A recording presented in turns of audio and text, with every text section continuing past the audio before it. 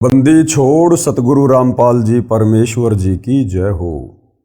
परम पिता परमात्मा सारी सृष्टि के रचनहार कुल मालिक असंख्य ब्रह्मांडों के स्वामी जगत गुरु तीनों लोकों में प्रवेश करके सबका धारण पोषण करने वाले राजाधिराज आत्माधार नाथों के नाथ देवों के देव महादेव सर्वेश्वर महेश्वर मृत्युंजय अजरो अमर आदि अनादि सनातनी प्रभु जगत पिता जगदीश्वर श्री श्री 1008 की उपाधि के वास्तविक अधिकारी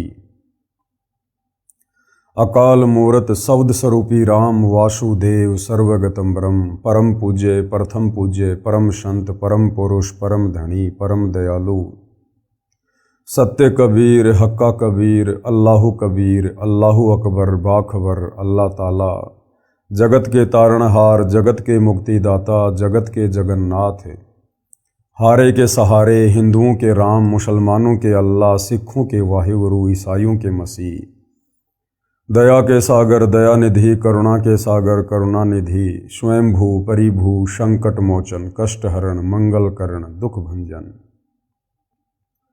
अविगत कबीर निर्विकार निर्विषम परमात्मा अलय अलेख सतगुरु आदि अनादि सतगुरु असली मर्यादा पुरुषोत्तम असली राम असली कृष्ण असली घनश्याम असली मुरारी राजाओं के राजा महाराजाओं के महाराजा शहंशाहों के शहंशाह सम्राटों के सम्राट भगवानों के भगवान अल्लाहों के अल्लाह प्रभुओं के प्रभु मसीहाओं के मसीह सच्चे वाहिगुरु बाबाओं के बाबा पीरों के पीर सेठों के सेठ जगत सेठ सावलसा सेठ सर्वगुण संपन्न अनंत कोटि कलाओं के स्वामी अनंत कोटि ब्रह्मांडों के नायक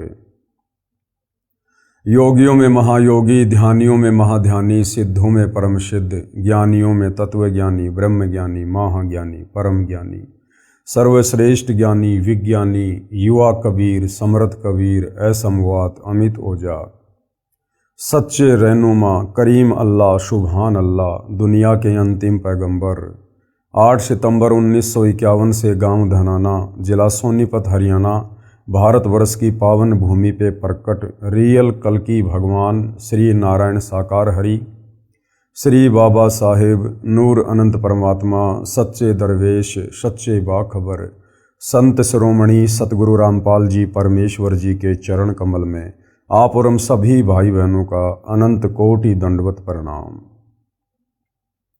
सत्साई भाई और बहनों, बहुत बड़ी दया बहुत बड़ी मेहर पूज्य गुरुदेव भगवान की परमेश्वर रामपाल जी की जिनके शुभ आशीर्वाद से विशेष आशीर्वाद से उन्हीं के सत्संगों के संग्रह के ऊपर बन चुकी पवित्र आध्यात्मिक पुस्तक कबीर बड़ा या कृष्ण इसके ऊपर वीडियो बनाने की श्रृंखला जारी है।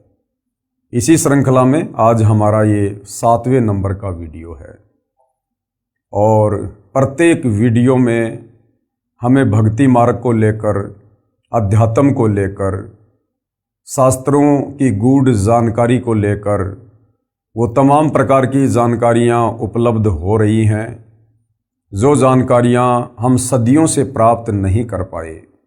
ये आत्मा युगों युगों से परमात्मा की सतभक्ति के लिए भटक रही थी, परमेश्वर के दीदार के लिए तड़प रही थी, परंतु कुछ भी हासिल नहीं हुआ। क्यों? क्योंकि हमारे तत्व ज्ञानहीन नादान धर्मगुरुओं ने हमें शास्त्र अनुकूल भक्ति मार्ग वाला रास्ता नहीं दिखाया, क्योंकि वो स्वयं भटके हुए थे, उन्हें स्वयं तत्व ज्ञान नहीं था। और तत्व ज्ञान के बिना सृष्टि रचना को समझे बिना जाने बिना आप किसी भी धर्म के धर्म ग्रंथ का सारांश नहीं समझ सकते।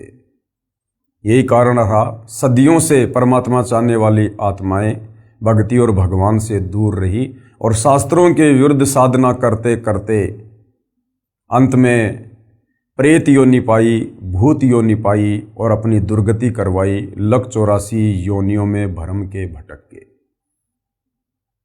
अब भाई और बहनों, सारी सृष्टि के सृजनहार कबीर परमेश्वर जी ने बहुत बड़ी रजा की है, दया की है। अपने विधान अनुसार परमेश्वर 8 सितंबर 1951 को गांव धनाना जिला सोनीपत हरियाणा भारतवर्ष की पावन भूमि पर प्रकट हुए हैं। तत्वदर्शी संत की जगत गुरु की भूमिका कर रहे हैं और सन 1994 से हमें आध्यात्मिक ज्ञान दे रहे हैं, भक्ति मार्ग बता रहे हैं, और सन 2000 से सर्वधर्मों के धर्मशास्त्रों से गूढ़ ज्ञान, गूढ़ जानकारी हमें उपलब्ध करवा रहे हैं, हमें आत्म कल्याण का मार्ग दिखा रहे हैं। तो भाइयों और बहनों, ये जो पवित्र पुस्तक कबीर बड़ा या कृष्ण है, ये सर्व धर्मों के, सर्व धर्मशास्त्रों के ज्ञान से प्रमाणित है। विशेषकर हिंदू समाज के भाई बहनों के लिए ये पुस्तक किसी वरदान से कम नहीं है। यदि आपने दिल थामकर, धैर्य के साथ, रुचि लेकर, निष्पक्ष भाव से इस पवित्र पुस्तक कबीर बड़ा या कृष्ण को पढ़ लिया या इस पर बन रहे तमाम वीडियो देख लिए, आपको पता चलेगा कि वास्तव में वो एक सर्वशक्तिमान परमेश्वर कौन है, जिन्होंने सर्व ब्रह्मांडों की रचना की है, जिसके अधीन ये सभी दैवीय शक्तियां हैं। तो भाइयों और बहनों, हमारा जो टॉपिक है वो चल रहा है जनता की अदालत में। जनता की अदालत में शास्त्रों को लेकर, भक्ति और भगवान को लेकर विषय चालू है। कबीर जी की तरफ से उनके वकील हैं सतगुरु रामपाल जी। हालांकि कबीर परमेश्वर स्वयं ही अपने वकील होते हैं, लेकिन यहाँ पर भगत समाज को समझाने की दृष्टि से हम सतगुरु रामपाल जी को कबीर जी के वकील के रूप में पेश कर रहे हैं, जैसा कि इस पुस्तक में लिखा हुआ है। दूसरी तरफ श्री कृष्ण जी के वकील हैं हिंदू धर्म के तमाम आचार्य, शंकराचार्य, गुरुजन। और इस मुकदमे में जो जज है वो जनता है, क्योंकि जनता शिक्षित है, पढ़ी लिखी है, सर्वशास्त्र उपलब्ध हैं। जनता अपनी आंखों से सारे प्रमाण देखकर स्वयं निर्णय करेगी कि वास्तव में कबीर बड़ा या कृष्ण। मुकदमा क्या है? श्री कृष्ण जी के वकीलों ने, अर्थात हिंदू धर्म गुरुओं ने ये कहा है कि श्री कृष्ण अर्थात विष्णु ही सर्वशक्तिमान परमात्मा है। ये अविनाशी है, इनका जन्म और मरण नहीं होता है, इनके कोई माता पिता नहीं है, ये अजरो अमर है। और किसी भी हिंदू धर्म ग्रंथ में श्री कृष्ण उर्फ विष्णु से बढ़कर परमात्मा नहीं है, और इन्हीं की भक्ति करने का निर्देश है। दूसरी तरफ कबीर जी के वकील सतगुरु रामपाल जी का दावा है कि श्री कृष्ण जी के जितने भी वकील हैं, जितने भी धर्मगुरु हैं, ये सब झूठ बोल रहे हैं और समाज को भ्रमित कर रहे हैं। कबीर जी के वकील सतगुरु रामपाल जी का कहना है कि श्री कृष्ण अर्थात विष्णु अजरो अमर नहीं है, और किसी भी धर्मशास्त्र में श्री कृष्ण उर्फ विष्णु की पूजा करने का विधान नहीं है, ना वेदों में ना गीता में। और श्री कृष्ण उर्फ विष्णु के माता पिता हैं। इनकी माता का नाम देवी दुर्गा है और इनके पिता का नाम काल ब्रह्म है। और ये तीन भाई हैं, ब्रह्मा, विष्णु, महेश। और महाभारत के युद्ध में गीता का ज्ञान श्री कृष्ण जी ने नहीं बोला, अपितु श्री कृष्ण जी के शरीर में प्रेत की भांति प्रवेश करके इस काल ब्रह्म ने गीता का ज्ञान दिया। और भाइयों और बहनों, हमने वीडियो नंबर 5 में देखा कि जनता की अदालत में, जनता के सामने कबीर जी के वकील सतगुरु रामपाल जी ने हिंदू धर्मशास्त्रों से ही प्रमाणित कर दिया कि वास्तव में श्री कृष्ण जी के वकील अर्थात तमाम हिंदू धर्म गुरु गलत हैं, इन्हें अपने शास्त्रों का भी ज्ञान नहीं है। और कबीर जी को सर्वश्रेष्ठ, सर्वशक्तिमान, सर्व ब्रह्मांडों के रचयिता साबित किया। साथ में वीडियो नंबर 6 में सतगुरु रामपाल जी ने बताया कि जितने भी हिंदू धर्मगुरु हैं जिन्होंने गीता जी का अनुवाद किया है, उन्होंने अनुवाद करने में भी त्रुटि की है, गफलत की है। गीता अध्याय 18 श्लोक 66 में एक वर्ज शब्द है जिसका अर्थ है जाना, किंतु सर्व गीता अनुवादकों ने उसका अर्थ किया है आना। उन्होंने अर्थ का अनर्थ किया है, गीता के श्लोक का भावार्थ ही बदल दिया है अपनी तत्व ज्ञानहीनता के चलते। आज भाइयों और बहनों, जनता की अदालत में ये 7वें नंबर का वीडियो है। इस वीडियो में कबीर जी के वकील सतगुरु रामपाल जी धर्मशास्त्रों से प्रमाणित कर रहे हैं कि पूजा के योग्य केवल एक ही परम शक्ति है, एक ही परमेश्वर है, वे हैं परम अक्षर ब्रह्म अर्थात सत्य पुरुष कबीर देव। तो भाई और बहनों, अब हम आगे बढ़ते हैं जनता की अदालत में। और कबीर जी के वकील सतगुरु रामपाल जी कह रहे हैं कि परम अक्षर ब्रह्म की भक्ति से पूर्ण मोक्ष होगा। श्री कृष्ण जी की भक्ति से अर्थात ब्रह्मा विष्णु महेश की भक्ति से, देवी देवताओं की भक्ति से, देवी दुर्गा की भक्ति से और काल ब्रह्म की भक्ति से भी पूर्ण मोक्ष नहीं है। साधक यहीं पर जन्म और मरण में रहेगा, लक 84 योनियों में भटकेगा, नरक का कष्ट भी भोगेगा, तपतशिला की पीड़ा भी भोगेगा। यदि जन्म मरण से छुटकारा चाहिए तो जो साधना हमारे धर्मशास्त्रों में वर्णित है उस साधना के अनुसार साधक ने परम अक्षर ब्रह्म यानी कबीर देव की पूजा करनी पड़ेगी। उनकी भक्ति से ही हम परम शांति और शाश्वत स्थान सतलोक को प्राप्त करेंगे। तो किस प्रकार से सतगुरु रामपाल जी प्रमाणित कर रहे हैं? परम अक्षर ब्रह्म अर्थात कबीर परमेश्वर की भक्ति से पूर्ण मोक्ष होता है। और क्या कुछ कहा जा रहा है? काल ब्रह्म व देवताओं की भक्ति करके भी जीव का जन्म मरण का चक्कर समाप्त नहीं होता, क्योंकि ये स्वयं जन्म व मृत्यु के चक्कर में है। काल ब्रह्म यानी 21 ब्रह्मांड का स्वामी, ज्योति निरंजन, दुर्गा का पति, ब्रह्मा विष्णु महेश का पिता। इस काल ब्रह्म की भक्ति से, देवी दुर्गा की भक्ति से, अन्य देवताओं की भक्ति से जन्म मरण का कष्ट समाप्त नहीं होगा, क्योंकि ये खुद जन्म और मरण में है। गीता ज्ञानदाता ने गीता अध्याय 2 श्लोक 12, गीता अध्याय 10 श्लोक 2, गीता अध्याय 4 श्लोक 5 और 9 में खुद अपने जन्म और मृत्यु को स्वीकार किया है। तो इनकी भक्ति करने से साधक का जन्म मरण का चक्कर समाप्त नहीं हो सकता। संत गरीबदास जी ने परमेश्वर कबीर जी से प्राप्त ज्ञान को इस प्रकार बताया है। आदरणीय गरीबदास जी कौन थे? ये गांव छुडानी, जिला झज्जर, हरियाणा में हुए हैं लगभग 300 वर्ष पहले।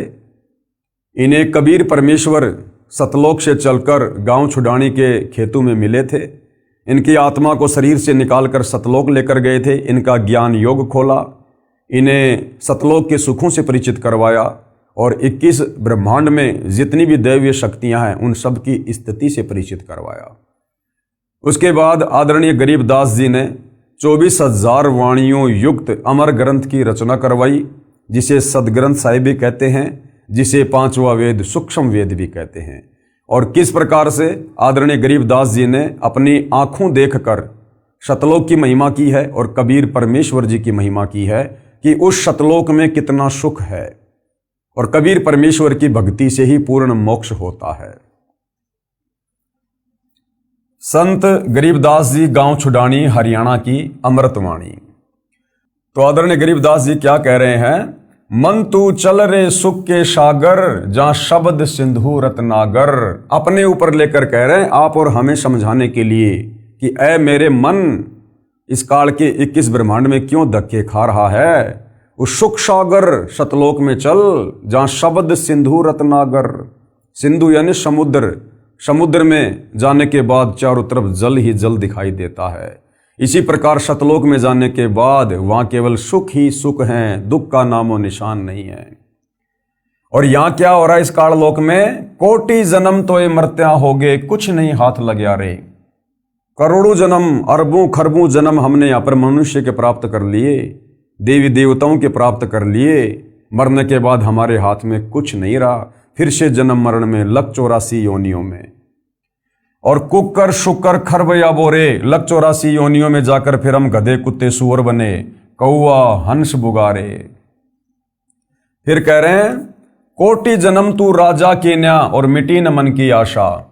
आदरणीय गरीबदास जी क्या कह रहे हैं? भाई करोड़ों बार तू राजा के जन्म प्राप्त कर चुका है, लेकिन फिर भी तेरी इच्छाओं का अंत नहीं हुआ। करोड़ों बार। अब भाई और बहनों विचार करो, हम कब से सतलोक से बिछोड़कर इस काल के लोक में सजा भोग रहे हैं, कष्ट भोग रहे हैं। आदरणीय गरीबदास जी कह रहे हैं कोटि जन्म तू राजा की न्या मिटी न मन की आशा।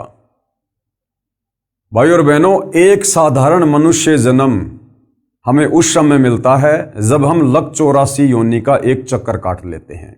यानी गधे, कुत्ते, सूअर, पक्षी, सूक्ष्म जीव जंतु, बैक्टीरिया, मक्खी, मच्छर, जल के जीव, यानी लक 84 योनि का एक चक्कर काटने में हमें अरबों खरबों युग लग जाते हैं। उसके बाद हमें बड़ी मुश्किल से एक मनुष्य जन्म मिलता है परमेश्वर के विधान अनुसार। अब भाइयों और बहनों, करोड़ों मनुष्य जन्म जब हमें इस प्रकार से मिल जाते हैं, उसके बाद कहीं जाकर हमें एक उस मनुष्य जन्म में राजा का जन्म मिलता है। तो विचार करो भाइयों और बहनों, करोड़ों मनुष्य जन्म मिलने के बाद जब एक राजा का जन्म मिलता है, और हम कितनी बार हम राजा रह चुके हैं, कोटि जन्म यानी करोड़ों बार हम यहां राजा के जन्म प्राप्त कर चुके हैं।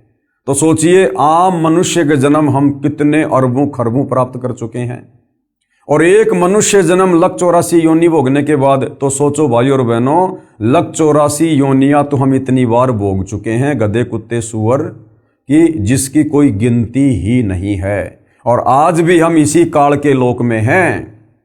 आज हमें गुरुदेव ने केवल मौका दिया है, मौका संभलने का, सुधरने का, अपनी भूल सुधार करने का, वापस सतलोक जाने का, भक्ति करने का।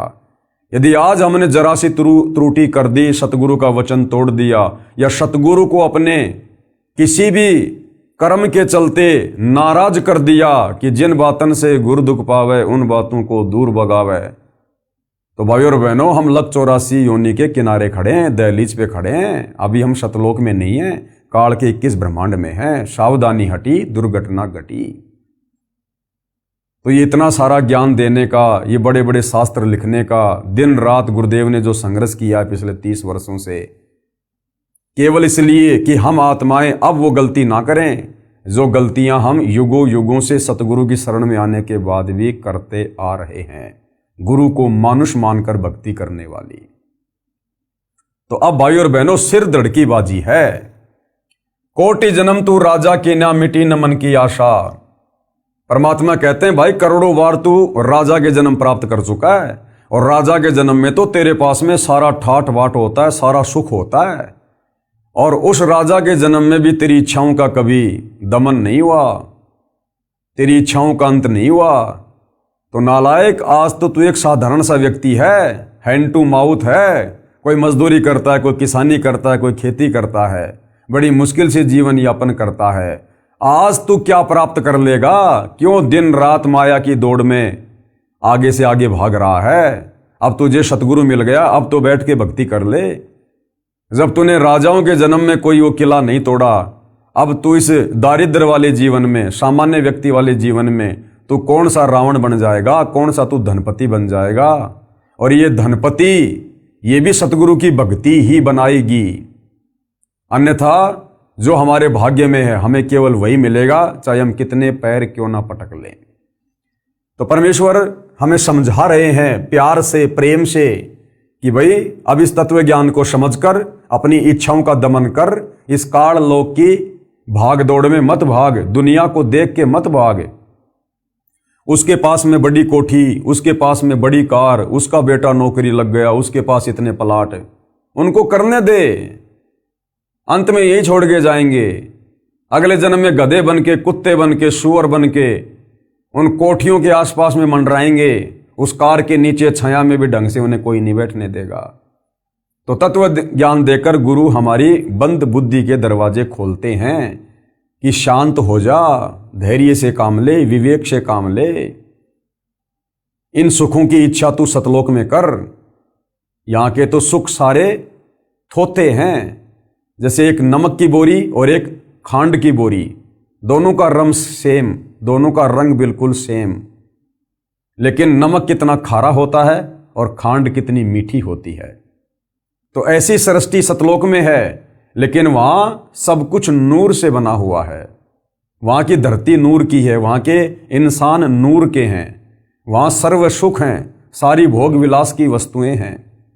यहाँ की तरह वहाँ लड़ाई झगड़ा, राग द्वेष, ईर्ष्या, छल कपट, चोरी जारी, रिश्वत, धक्का मुक्की, धोखाधड़ी ये नहीं है। तो परमेश्वर हमें वहाँ ले जाना चाहते हैं, ये ज्ञान समझाकर। कोटि जन्म तू राजा की न मिटी न मन की आशा, और भिक्षुक होकर दर दर हांड्या मिला न निर्गुण रासा। और बहुत सारे जन्मों में तू साधु संत बनकर भगत बनकर तूने परमात्मा प्राप्ति के लिए भी कठिन प्रयत्न किए, लेकिन तुझे वो निर्गुण रासा अर्थात मोक्ष मार्ग नहीं मिला। अब मिला है तो अब तू गफलत कर रहा है, तो फिर भाई कैसे बात बनेगी। फिर क्या कह रहे हैं आदरणीय गरीबदास जी, इंद्र कुबेर ईश की पदवी और ब्रह्मा वरुण धर्मराया, विष्णुनाथ के लोक को जाकर तू बहुर वापस आया। कि हे मन, ये काल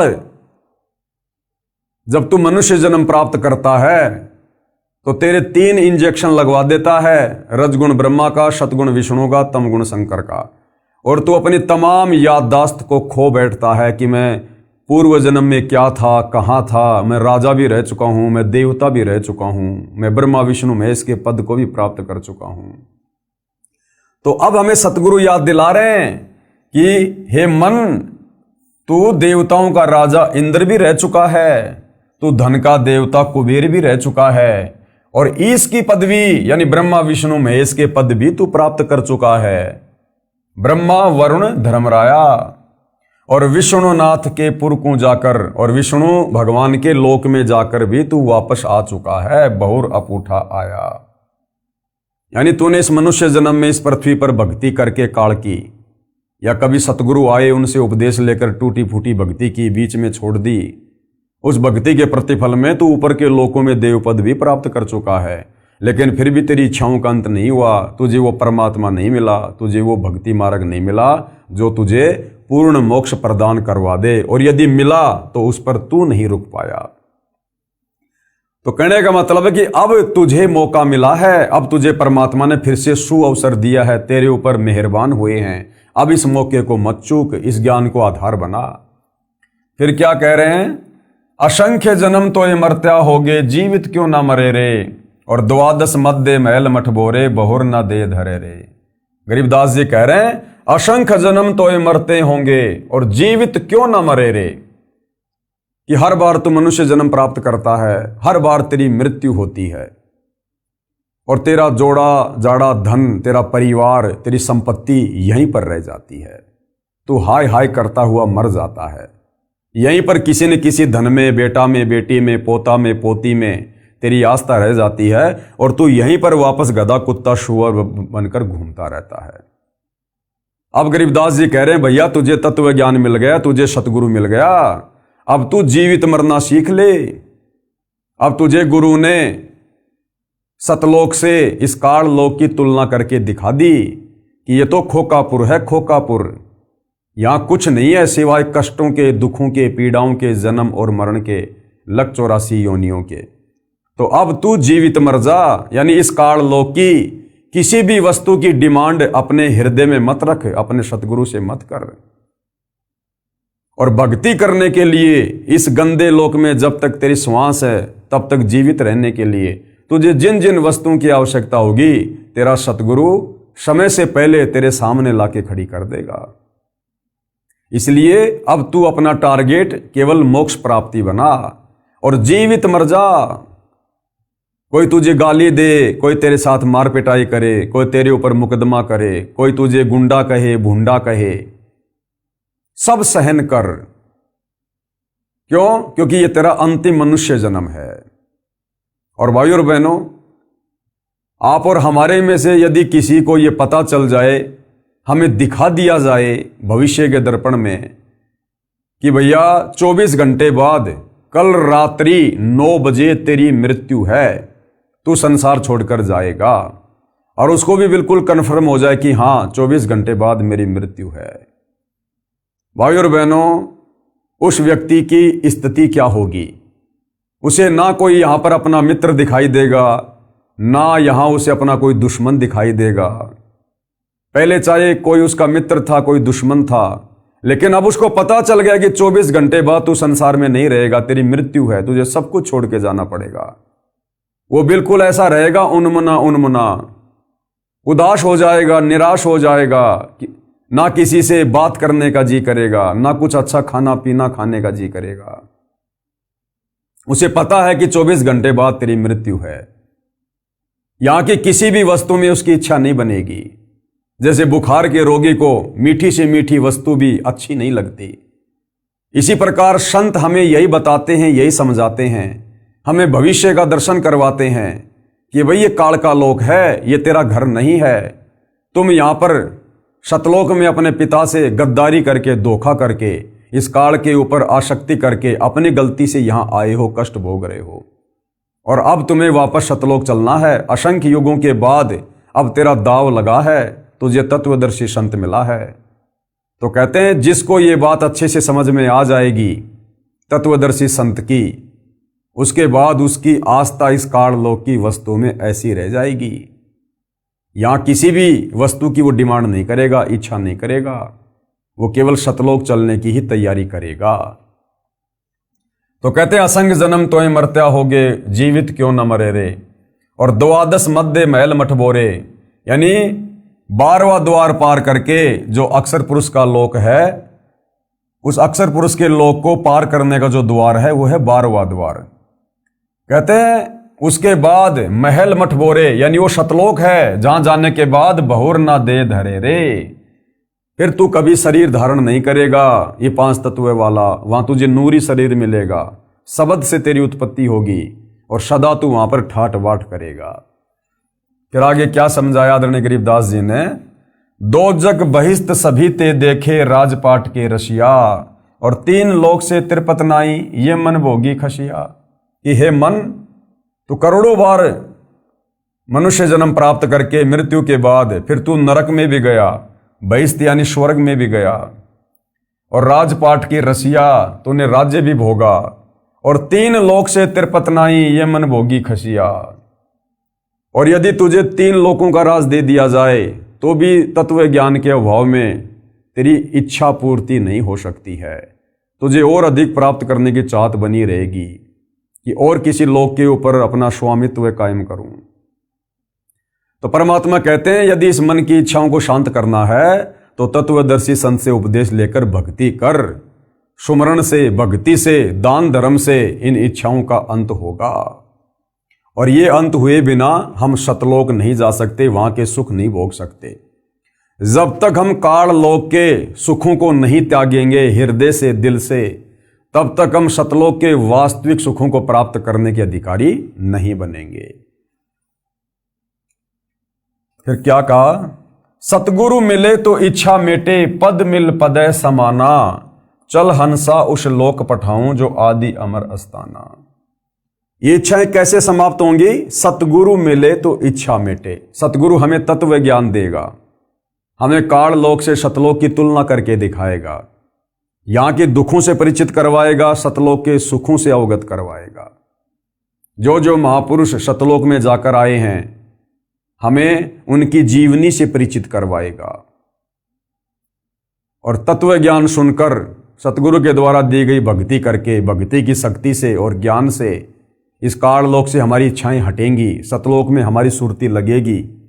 तो सतगुरु मिलेगा तो काल लोक की इच्छाओं से हमारे मन को हटाएगा, और पद मिल पदय समाना, और सतगुरु हमें जो भक्ति की जो वो पद्धति देगा, वे ऑफ वर्शिप बताएगा।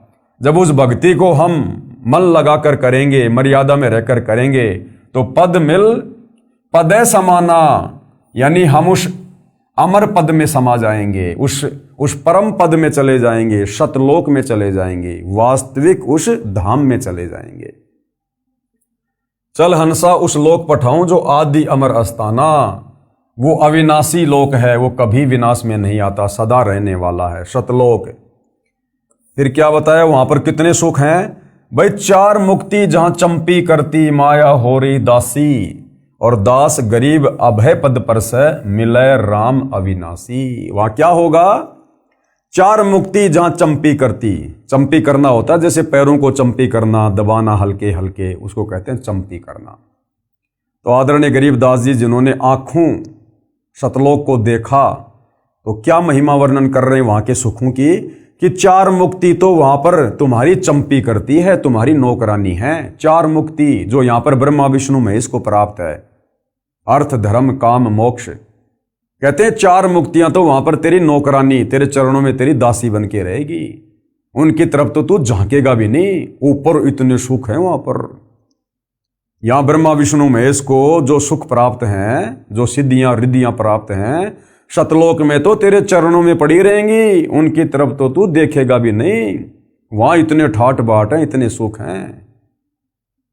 अरे जिसके बाप ने अपने बेटे को एरोप्लेन लाके दे दी, वो साइकिल की तरफ देखता भी नहीं। तो सतलोक के सुखों की तुलना में इस काल लोक के ये ब्रह्मा विष्णु महेश को जो 4 मुक्तियां प्राप्त हैं, ये तो साइकिल के समान है, साइकिल के समान। 4 मुक्ति जहां चंपी करती माया होरी दासी, और दास गरीब अभय पद पर से। गरीब दास जी कह रहे हैं तुम उस अभय पद को, जहां जाने के बाद कोई डर नहीं, कोई भय नहीं, तुम उसको प्राप्त हो जाओगे। और फिर क्या होगा? मिले राम अविनाशी, और तुम्हें वहां पर फिर वो अविनाशी कबीर परमेश्वर मिलेगा। हालांकि आज भी धरती पर कबीर परमेश्वर ही हैं सतगुरु रामपाल जी के रूप में, लेकिन वहां हमें उनके वास्तविक दीदार होंगे, उनके नूरी शरीर के दीदार होंगे। तो कहते हैं फिर तुझे वहां पर वो अविनाशी परमात्मा मिलेगा। सूक्ष्म वेद की वाणी का सरलार्थ है, आत्मा अपने साथी मन को अमर लोक के सुख तथा इस काल ब्रह्म के लोक के दुख को बताकर सुख के सागर रूपी अमर लोक यानी सतलोक में चलने के लिए प्रेरित कर रही है। काल ब्रह्म के लोक यानी किस ब्रह्मांडों में रहने वाले प्राणी को क्या क्या कष्ट होते हैं, पहले ये जानकारी बताई है और कहा है कि काल ब्रह्म के लोक का अटल विधान है कि जो जन्मता है उसकी मृत्यु निश्चित है, और जो मर जाता है उसका जन्म निश्चित है। कोटि जन्म तो ही मरते होंगे, जीवित क्यों ना मरे रे। इसका प्रमाण गीता जी में देखिएगा। और ये सारी बातें भाइयों और बहनों भूल मत जाना। जनता की कोर्ट में कबीर परमेश्वर जी के वकील सतगुरु रामपाल जी इन शास्त्रों का हवाला देकर, 5वें वेद सूक्ष्म वेद की वाणियों का हवाला देकर श्री कृष्ण जी के वकीलों के सामने सबको बता रहे हैं, सबको दिखा रहे हैं कि परम अक्षर ब्रह्म यानी कबीर देव की भक्ति से पूर्ण मोक्ष होता है, और सतलोक में ही असल में वास्तव में सुख है। श्रीमद् भगवद गीता अध्याय 2 श्लोक 22 में इस प्रकार कहा है। क्या कहा है? कि जैसे मनुष्य पुराने वस्त्रों को त्याग कर दूसरे नए वस्त्र ग्रहण करता है, वैसे ही जीव आत्मा पुराने शरीर को त्याग कर दूसरे नए शरीरों को प्राप्त करता है। गीता अध्याय 2 श्लोक 27 में क्या कहा है? क्योंकि जन्मे हुए की मृत्यु निश्चित है, यानी इस काल के लोक में जो जन्म लेता है उसकी मृत्यु निश्चित है, और मरे हुए का जन्म निश्चित है, और जो मर गया उसके बाद किसी अन्य योनि में, चाहे गधा, कुत्ता, सुअर, देवता या मनुष्य, फिर उसका जन्म निश्चित है। अर्थात जन्म और मरण 21 ब्रह्मांड का अटल नियम है। इसलिए बिना उपाय वाले विषय में तू शोक करने के योग्य नहीं है। इसलिए कह रहा कि अगर तेरे पास में सतलोक वाली भक्ति नहीं है, अगर तेरे पास में मोक्ष प्राप्ति वाला मार्ग नहीं है, तो अर्जुन दुख करने की कोई आवश्यकता नहीं है। चाहे कितना दुखी हो ले, कितना शोक कर ले, तू रहेगा यही जन्म और मरण में, जब तक तेरे पास में विकल्प नहीं है शास्त्र अनुकूल साधना का। श्रीमद् भगवद गीता शास्त्र से स्पष्ट हुआ कि काल ब्रह्म के लोक का अटल नियम है कि जन्म तथा मृत्यु सदा बने रहेंगे। जैसे गीता अध्याय 2 श्लोक 12 में भी कहा है कि हे अर्जुन, तू और मैं यानी गीता ज्ञानदाता तथा ये सर्व राजा लोग पहले भी जन्मे, ये आगे भी जन्मेंगे।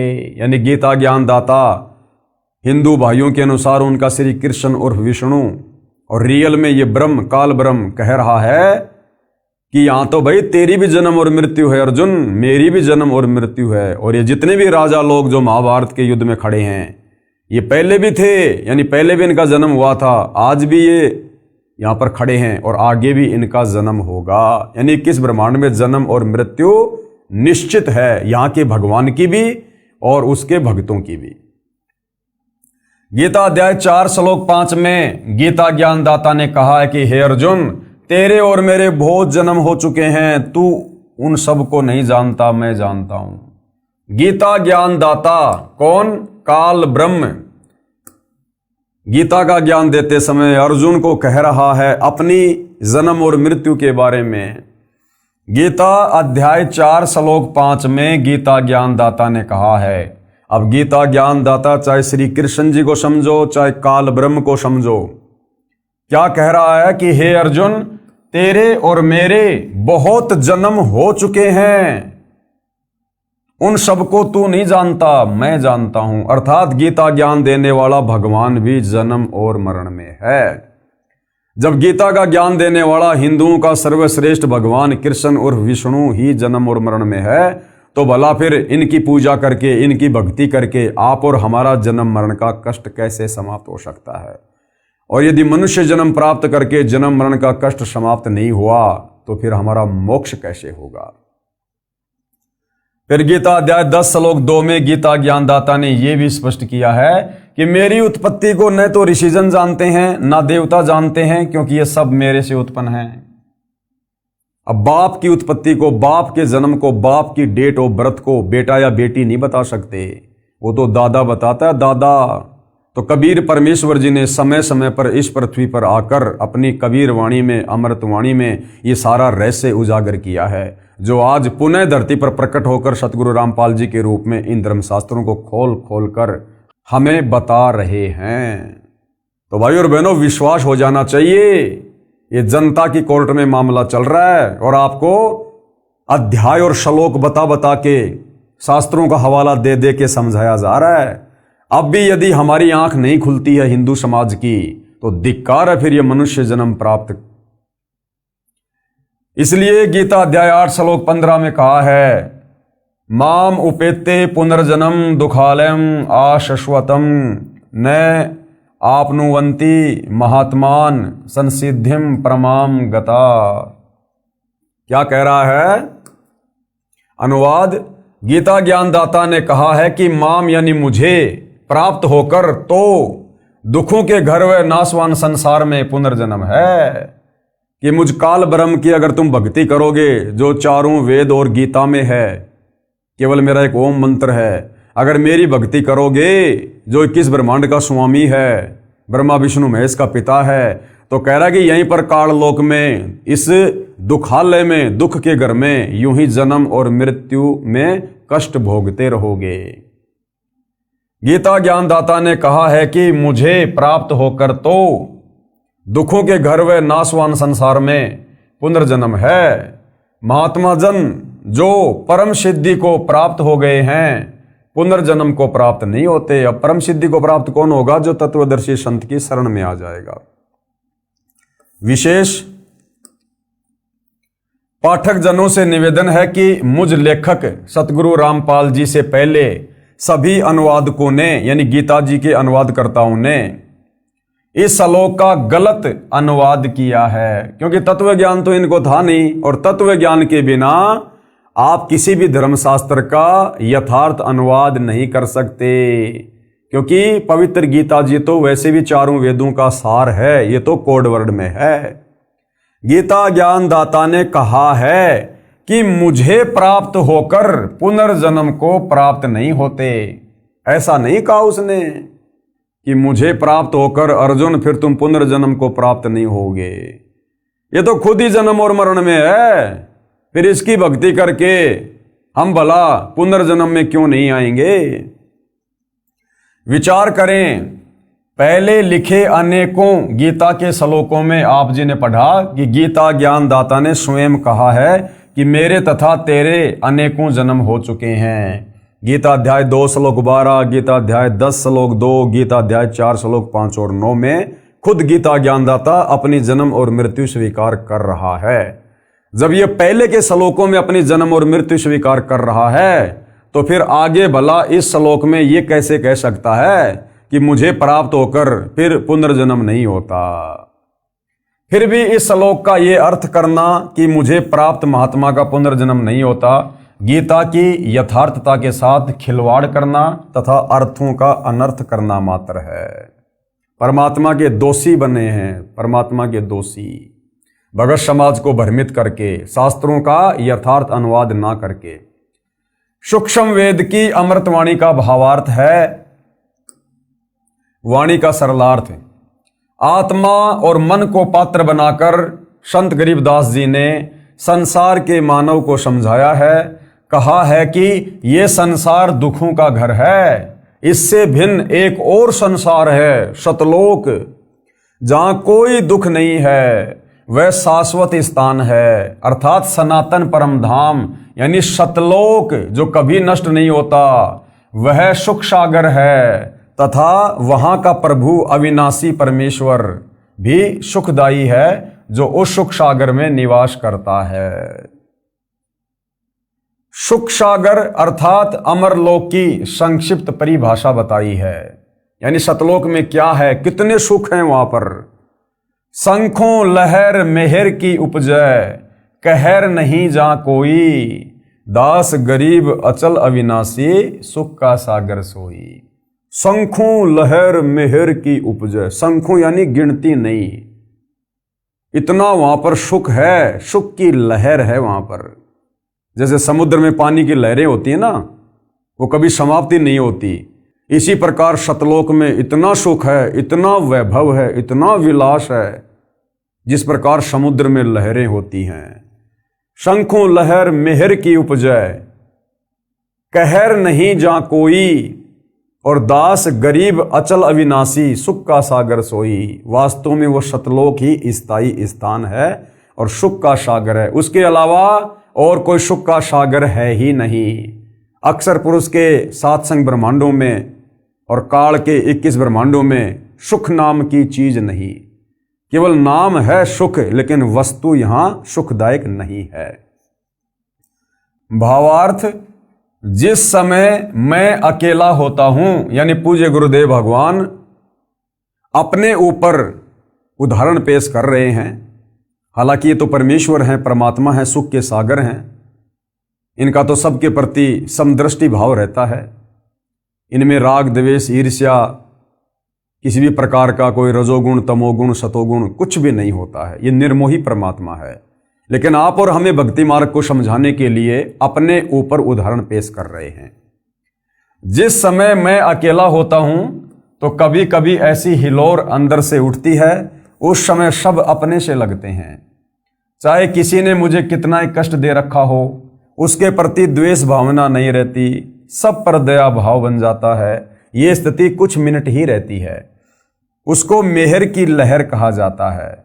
सतलोक अर्थात सनातन परम धाम में जाने के पश्चात प्रत्येक प्राणी को इतना आनंद आता है, वहां पर ऐसी असंख्यों लहरें आत्मा में उठती रहती है, क्योंकि वहां कोई राग द्वेष नहीं है, कोई लड़ाई झगड़ा नहीं, कोई मन मुटाव नहीं, किसी चीज का वहां पर कोई अभाव नहीं।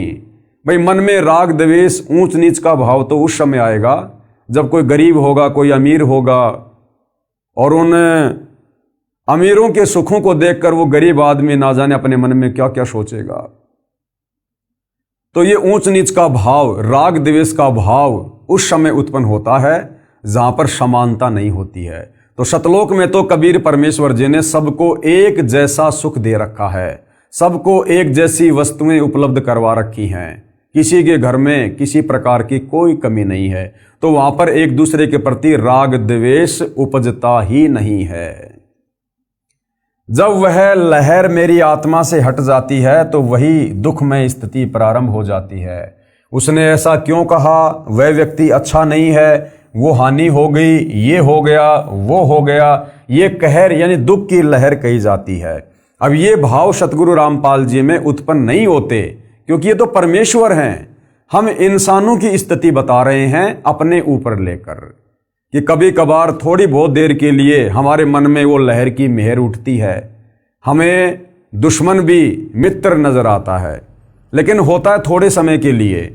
उसके बाद फिर से हमारे दिलो दिमाग में, हमारे मन में वही बकवाद, वही खरपतवार, कभी रजोगुण, कभी शतोगुण, कभी तमोगुण। उसने उधार ले रखा है, अभी तक दिया नहीं है, कल जाऊंगा, नहीं देगा तो ये कर दूंगा, वो कर दूंगा, या हमारे से कोई पैसा मांगने आया है, हमारे पास में पैसा नहीं है, झूठ बोलते रहते हैं, छुपते रहते हैं, यानी बहुत तरह की बातें। ये हम जीवों की स्थिति गुरुदेव अपने ऊपर लेकर हमें समझा रहे हैं कि यहाँ पर तो दुख ही दुख हैं। यहाँ पर तो कभी एक आध बार कोई वो लहर की मेहर आती है, मेहर की लहर, अन्यथा यहाँ तो कहर ही कहर है, कहर ही कहर है। और सतलोक में सदा वहाँ पर मेहर की लहर उठती रहती है, उठती रहती है, अनवरत, कंटिन्यू, इतना सुख है वहाँ पर। कहने का मतलब है भाई और बहनों, सतलोक के सुखों के विषय में बताकर इस काल लोक से गुरुदेव हमारी वृत्ति को हटाना चाह रहे हैं। उस सतलोक में असंख्य लहर मेहर यानी दया की उठती हैं, वहाँ कोई कहर यानी भयंकर दुख नहीं है। वैसे तो सतलोक में कोई दुख नहीं है, कहर का अर्थ है भयंकर कष्ट होता है। जैसे एक गांव में आपसी रंजिश के चलते विरोधियों ने दूसरे पक्ष के एक परिवार के 3 सदस्यों की हत्या कर दी। वहीं पर भूकंप के कारण हजारों व्यक्ति मर जाते हैं, उसे कहते हैं कहर टूट पड़ा या कहर कर दिया। ऊपर लिखी वाणी में सुख सागर की परिभाषा संक्षिप्त में बताई है, यानी सतलोक के सुखों का वर्णन किया नहीं जा सकता, ये जिव्या से बोलकर नहीं बताया जा सकता, इतने सुख हैं वहां पर। तो गुरुदेव कह रहे हैं आप लोगों को आंशिक जानकारी दे रहे हैं। कहा है कि वह अमर लोक अचल अविनाशी अर्थात कभी चलायमान नहीं है, वहां कभी भी कोई प्रलय नहीं आती है। जैसे 21 ब्रह्मांड ये नष्ट होता है जब प्रलय आती है, अक्षर पुरुष के साथ संग ब्रह्मांड भी समय आने पर उत्पत्ति और प्रलय में आते हैं, नष्ट होते हैं। लेकिन सतलोक वहां कभी कोई प्रलय नहीं आती है, वहां कोई भूकंप नहीं, कोई आंधी नहीं, कोई ओलावृष्टि नहीं, किसी चीज का कोई अभाव नहीं। वो अचल अविनाशी है, सदा रहने वाला अजरो अमर स्थान है। सतलोक कभी ध्वस्त नहीं होता तथा वहां रहने वाला परमेश्वर अविनाशी है। और सतलोक में रहने वाला कबीर भगवान भी अविनाशी है, इस काल की तरह नाशवान नहीं है, अक्षर पुरुष की तरह जन्म और मृत्यु में नहीं है, वो अविनाशी परमेश्वर है। और जब हम सतलोक चले जाएंगे तो हम आत्माएं भी अविनाशी पद को प्राप्त होंगी, हम भी फिर कभी मृत्यु में नहीं आएंगे। तथा वहां रहने वाला परमेश्वर अविनाशी है। वह स्थान तथा परमेश्वर सुख का समुद्र है। जैसे समुद्री जहाज बंदरगाह के किनारे से 100 या 200 किलोमीटर दूर चला जाता है तो जहाज के यात्रियों को जल अर्थात समुद्र के अतिरिक्त कुछ भी दिखाई नहीं देता, सब और जल ही जल नजर आता है। इसी प्रकार सतलोक में सुख के अतिरिक्त कुछ भी नहीं है, अर्थात वहां कोई दुख किसी भी प्रकार का नहीं है। तो भाई और बहनों, इतना सुंदर लोक, इतना अच्छा लोक, जिसको हम नालायक अपनी नालायकी के चलते इस काल बलि के चक्कर में आकर छोड़कर आ गए हैं और यहाँ पर हम कहर पे कहर भोग रहे हैं। अब फिर से आप और हमारे ऊपर रजा हुई है, दया हुई है, दीन दयाल परमात्मा सतलोक से चलकर संत रूप में आए हैं। तो भाई और बहनों, अब हमने इस शु अवसर को हाथ से गंवाना नहीं है। अब पूर्व में लिखी वाणी का सरलार्थ किया जाता है। मन तू चल रे सुख के सागर, जहां शब्द सिंधु रत्नागर, कोटि जन्म तोए भरमत होगे, कुछ नहीं हाथ लग्या रे, कुकर शुकर खरबया बोरे, कौआ हंस बुगारे। क्या अनुवाद किया गुरुदेव ने? परमेश्वर कबीर जी ने अपनी अच्छी आत्मा संत गरीबदास जी को सूक्ष्म वेद समझाया। उसको संत गरीबदास जी गांव छुडानी जिला झज्जर हरियाणा प्रांत वाले ने आत्मा तथा मन को पात्र बनाकर विश्व के मानव को काल ब्रह्म के लोक का कष्ट तथा सतलोक का सुख बताकर उस परम धाम सतलोक में चलने के लिए सत्य साधना जो शास्त्रोक्त है यानी शास्त्रों के अनुसार है उसको करने की प्रेरणा की है। मन तू चल रे सुख के सागर अर्थात हे मन तू चल रे सुख के सागर अर्थात हे मन तू सनातन परम धाम में चल। शब्द को अविनाशी अर्थ दिया है क्योंकि शब्द नष्ट नहीं होता, इसलिए शब्द का अर्थ अविनाशीपन से है कि वह स्थान अमरत्व का सिंधु अर्थात सागर है और मोक्ष रूपी रतन का आगार अर्थात खान है। इस काल ब्रह्म के लोक में आप जी ने भक्ति भी की, परंतु शास्त्र अनुकूल साधना बताने वाले तत्वदर्शी संत न मिलने के कारण आप करोड़ों जन्मों से भटक रहे हैं। कोटि जन्म तोए भ्रमित होगे, कुछ ने हाथ लग्या रे। करोड़ों अरबों रुपए संग्रह करने में पूरा जीवन लगा देते हो, अचानक मृत्यु हो जाती है। वह जोड़ा हुआ धन जो आपके पूर्व के संस्कारों से प्राप्त हुआ था उसे छोड़कर संसार से चला गया। उस धन के संग्रह करने में जो पाप किए वे आप जी के साथ गए। आप जी ने उस मानव जीवन में तत्वदर्शी संत से दीक्षा लेकर शास्त्र विधि अनुसार भक्ति की साधना नहीं की, जिस कारण से आपको कुछ हाथ नहीं आया। पूर्व के पुण्यों के बदले धन ले लिया, यानी पहले किसी मनुष्य जन्म में हमने जैसी भक्ति साधना दान धर्म किया उसका प्रतिफल हमें अगले मनुष्य जन्म में मिल गया, लेकिन उसको भी अंत में हम मृत्यु के बाद यहीं पर छोड़ के चले जाते हैं खाली हाथ। वो धन यहीं रह गया, आपको कुछ भी नहीं मिला। आपको मिले धन संग्रह तथा भक्ति शास्त्र अनुकूल न करने के पाप। क्या मिला हमारे को?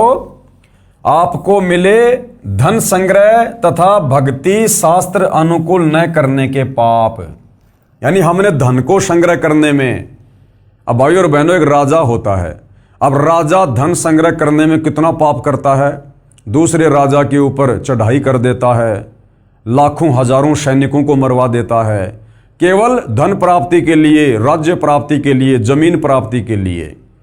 जनता के ऊपर तरह तरह के टैक्स लगा देता है, जनता बेचारी कितनी परेशान हो जाती है, दुखी हो जाती है, राजा को बद्दुआ देती है, गालियां देती है, आत्मा दुखी होती है उनकी जब उनके साथ में न्याय नहीं होता है।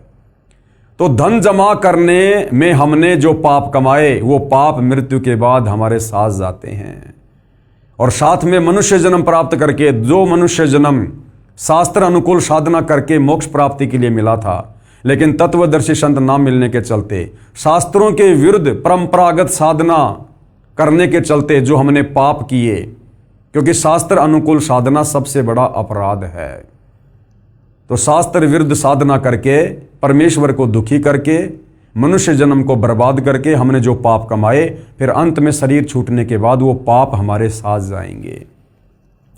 आपको मिले धन संग्रह तथा भक्ति शास्त्र अनुकूल ना करने के पाप, जिसके कारण आप कुक्कर यानी फिर हम क्या क्या बने, कुत्ता, खर यानी गधा, सुकर यानी सुअर, और कौवा, काग पक्षी, हंस एक पक्षी जो केवल सरोवर में मोती खाता है, बुगा यानी बुगला पक्षी, आदि आदि की योनियों को प्राप्त करके कष्ट उठाया। तत्वदर्शी संत ना मिलने के कारण ये आत्मा इतने कष्ट उठाती है काललोक में। फिर आगे क्या बताया है पूज्य गुरुदेव भगवान ने, कोटि जन्म तू राजा कीन्या मिटी न मन की आशा, और भिक्षुक होकर दर दर हांड्या मिला न निर्गुण राशा। फिर क्या कष्ट उठाए हमने यहां पर काल के लोक में। सरलार्थ, हे मानव, आप जी ने काल ब्रह्म की कठिन से कठिन साधना की, वेदों को पढ़ा, वेदों को पढ़ के हमने निष्कर्ष निकाल लिया कि ये जो ओम नाम है ये ब्रह्म का है, यही परमात्मा, यही परमेश्वर है। था वो काल, उसकी प्राप्ति के लिए, मोक्ष के लिए ना जाने हमने कैसी कैसी कठिन साधनाएं की, घर छोड़ दिया, संपत्ति छोड़ दी, तत्व ज्ञान के अभाव में जंगलों में चले गए, गुफाओं में चले गए। हमने अपने शरीर की भी परवाह नहीं की, अपने शरीर को हमने एक जगह बैठकर तप करके नष्ट कर दिया, हमने उसको गला दिया, मिट्टी बन गया हमारा शरीर। भाई और बहनों, ये बातें बिल्कुल सत्य हैं, ये गलत नहीं हैं, लेकिन उसके बावजूद भी हमें परमात्मा नहीं मिला, क्योंकि हमारा भक्ति का मार्ग सही नहीं था, शास्त्रों के अनुसार नहीं था, हमें कोई तत्वदर्शी संत नहीं मिला, जिस कारण से हमने अपने शरीर की भी परवाह नहीं की, शरीर भी हमने गला दिए, नष्ट कर दिए कि हमें मोक्ष मिल जाए, हमें भगवान मिल जाए, हमारा जन्म मरण से छुटकारा हो जाए। ऐसी ऐसी कठिन साधनाएं, घोर साधनाएं आप और हमने युगों युगों की है, असंख्यों बार की है। आप जो एक छोटा सा वीडियो दिखाता हूं वर्तमान का। वर्तमान में हरियाणा में कोई गांव है, वहां पर शास्त्र विरुद्ध साधना कर रहा एक साधु है, जो मनमुखी साधना कर रहा है, पाखंड साधना कर रहा है, शास्त्रों के विरुद्ध साधना कर रहा है, हठ योग कर रहा है, तप कर रहा है, और पिछले 5 वर्षों से वो अपने पैरों पर खड़ा है, यानी जमीन से वो पैर नहीं हटाता 5 वर्षों से, और कह रहा है कि मैं 10 साल तक ये साधना करूंगा, और उसके बाद क्या होगा, उसके बाद मुझे शंकर जी के दर्शन होंगे, यानी जो भी उसका इष्ट देव है कि वो मुझे दर्शन देंगे। अगर उसने दर्शन दे भी दिए तो क्या मिलेगा भाई और बहनों, क्या मिलेगा? वो कह रहा कि मुझे 10 साल के बाद में ऐसी घोर साधना करने के बाद, आप ये वीडियो देखिए एक बार भाई और बहनों, इनके पैरों की क्या हालत हो रही है। अभी तो इनकी साधना 5 साल और बाकी है। 5 साल में इनके पैरों की क्या हालत होगी, हाथी जैसे पांव हो गए। इनके सेवक दिन रात इनके पांव में दवाई लगाते रहते हैं, तेल लगाते रहते हैं, पीड़ा बहुत ज्यादा हो रही है।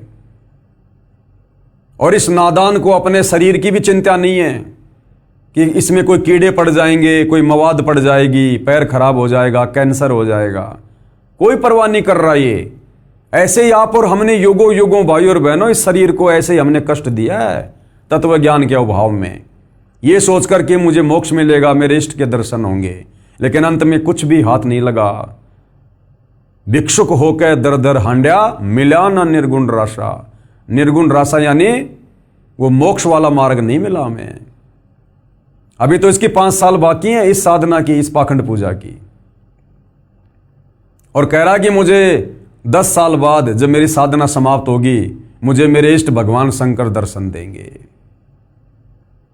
अब भाई और बहनों, अगर इस भाई को तत्व ज्ञान होता, सच्चा सतगुरु अगर इसके भाग्य में होता, और देखो वो वाणी बिल्कुल सत्य है कि सकल पदार्थ है जग माही, भाग बिना नर पावत नाही, कर्महीन नर पावत नाही। हरियाणा में ही परमपिता परमात्मा कबीर साहब सतगुरु रामपाल जी के रूप में आए हुए हैं, और ये भाई भी हरियाणा में ही है, फिर भी इसका मेल परमात्मा से नहीं हो रहा है, क्योंकि कर्महीन है, इसके भाग्य में परमात्मा नहीं है, मोक्ष नहीं है। और कह रहा जब मेरी साधना 10 साल पूरी हो जाएगी, मैं अपने इष्ट शंकर जी के दर्शन करूंगा। अब आप और हमें पता है भाई और बहनों, आज गुरुदेव ने हमारी आंखें खोल दी, वरना हमने भी असंख्य जन्म ऐसे डले ढोए शास्त्र विरुद्ध साधना करके। अब ये शंकर जी के 10 साल बाद दर्शन करके क्या प्राप्त कर लेगा?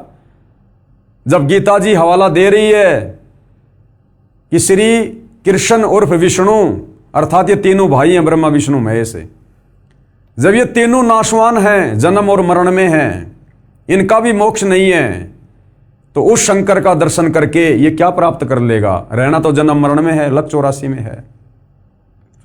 और अगर इसको तत्वदर्शी संत मिला होता तो इसको ज्ञान होता कि मैं तो केवल 10 साल ऐसी कठिन साधना करके जो शास्त्रों के विरुद्ध है, केवल शंकर जी के दर्शन ही मात्र कर पाऊंगा।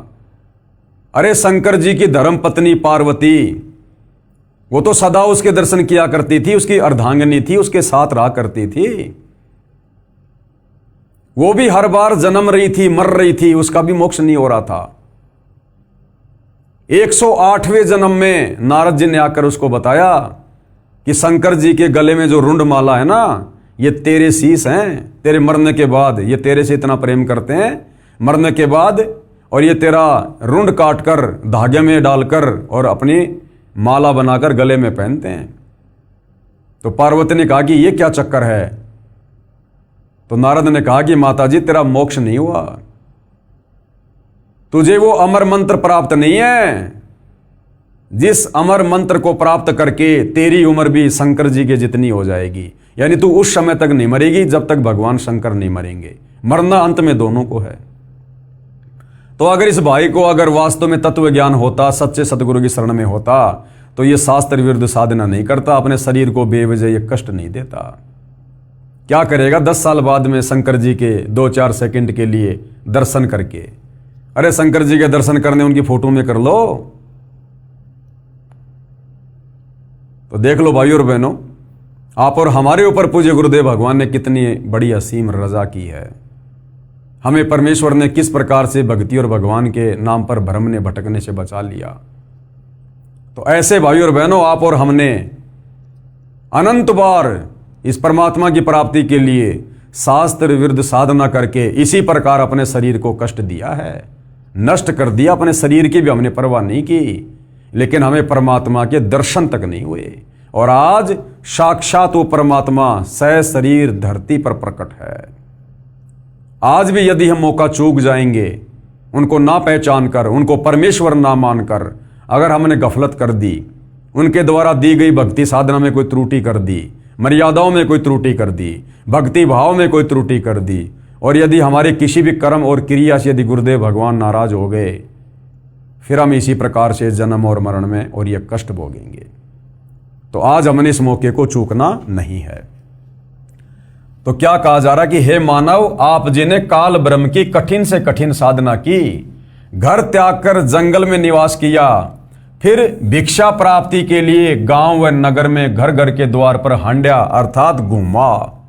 जंगल में साधनारत साधक निकट के गांव या शहर में जाता है। एक घर से भिक्षा पूरी नहीं मिलती तो अन्य घरों से भोजन लेकर जंगल में चला जाता है। कभी कभी तो साधक यानी भगत एक दिन भिक्षा मांग कर लाते हैं, उसी से 2-3 दिन निर्वाह करते हैं। रोटियों को पतले कपड़े रुमाल जैसे कपड़े को छालना कहते हैं, छालने में लपेटकर पेड़ की टहनियों से बांध देते थे। वे रोटियां सूख जाती थी, उनको पानी में भिगोकर नरम करके खाते थे। वे प्रतिदिन भिक्षा मांगने जाने में जो समय व्यर्थ होता था उसकी बचत करके उस समय को काल ब्रह्म की साधना में लगाते थे। कितनी महत्वपूर्ण बात है भाइयों और बहनों। जो साधक सतयुग त्रेता द्वापर में आप और हम ही थे भाइयों और बहनों, जो परमात्मा प्राप्ति के लिए भटक रहे थे, और हम उस समय इतना भी समय व्यर्थ में गंवाना उचित नहीं मानते थे कि क्या पता भगवान नाराज हो जाए। जितनी भक्ति कमाई कर सकते हैं कर लो, इस शरीर का कोई भरोसा नहीं। ये सोचकर आप और हम उन युगों में गांव में जाते थे, 2, 4, 5, 10 रोटियां मिलती थी लेकर आते थे, थोड़ा बहुत खाते थे, बाकी रोटियों को पेड़ से टांग देते थे, सूख जाती थी वो, और उन्हीं रोटियों को पानी में भिगो भिगो के नरम करके खाते थे। हर दिन गांव नहीं जाते थे भिक्षा लेने, ये सोचकर कि गांव में जाऊंगा आऊंगा 2 घंटे का मेरा समय बर्बाद होगा। तो सोचो भाई और बहनों, वर्तमान में तो हमें वास्तव में शास्त्र अनुकूल साधना मिली है, मोक्ष का मार्ग मिला है। इस समय आप और हमारे समय और श्वासों की कितनी कीमत है। इसलिए गुरुदेव भगवान कहते हैं कि ज्यादा से ज्यादा समय अपने परमेश्वर की भक्ति को दो, सेवा को दो, सुमरण को दो, सत्संग को दो। व्यर्थ में इधर उधर घूमना फिरना, व्यर्थ की बातें करना, बात बात में रिश्तेदारियों में जाना, घूमने फिरने जाना, ये भगत को शोभा नहीं देता है। अब भगत ने तो समय का सदुपयोग करने के लिए, अपनी रोजी रोटी के लिए पहले जहां हम 10-10, 12-12 घंटे काम करते थे, हमने उसको भी सीमित कर देना चाहिए। क्योंकि जब हमारे खर्चे सीमित हो गए तो हमारा काम धंधा भी सीमित हो जाना चाहिए। और अब तो हम सतगुरु की शरण में हैं, जिस भगवान ने हमारे को करने के लिए भजन दिया है और खाने के लिए भोजन भी देगा, भूखा नहीं रखेगा। तो अब आप और हमारे समय और श्वासों की कितनी कीमत है, ये हमें समझ में आ जानी चाहिए। छालने में लपेटकर वृक्ष की टहनियों से बांध देते थे। वे रोटियां सूख जाती हैं, उनको पानी में भिगोकर नरम करके खाते थे। वे प्रतिदिन भिक्षा मांगने जाने में जो समय व्यर्थ होता था उसकी बचत करके उस समय को काल ब्रह्म की साधना में लगाते थे। भावार्थ है कि जन्म मरण से छुटकारा पाने के लिए अर्थात पूर्ण मोक्ष प्राप्ति के लिए वेदों में वर्णित विधि तथा लोक वेद से घोर तप करते थे। उनको तत्वदर्शी संत न मिलने के कारण निर्गुण राशा अर्थात गुप्त ज्ञान, जिसे तत्व ज्ञान कहते हैं, जो आज आप और हमें प्राप्त है, वह नहीं मिला।